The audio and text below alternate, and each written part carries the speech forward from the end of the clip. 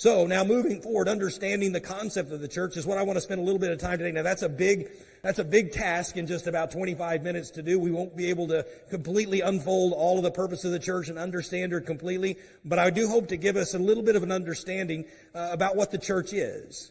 And I think we all understand that this physical location at Victory Baptist Church, this in itself is not the church, the building. We understand that the church consists of the people of God. However, she is by definition a called out assembly of people.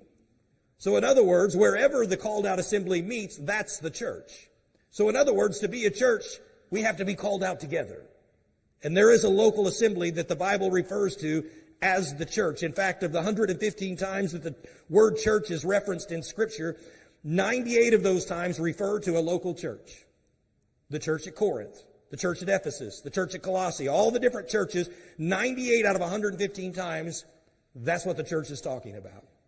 There are 11 times that the church is referred to as an institution. In other words, the general term, like we would say, marriage is the institution, or government is an institution, the concept of the church. And 2 times in Scripture, the church is referred to as that future event when we're assembled together after the rapture in heaven. And by the way, that is still a called out assembly.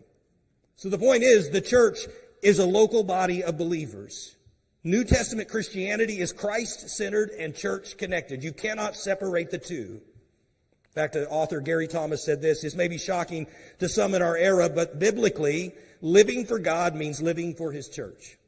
And I know today we have lost that concept in society as a whole, and I've heard it too many times. It begins to wane on me just a little bit, but this concept is, I love Jesus Christ, but I just don't have a use for the church. You can't have the two that way. You can't separate the two. If you love Jesus Christ, you will love the institution that He died for. You will love the church.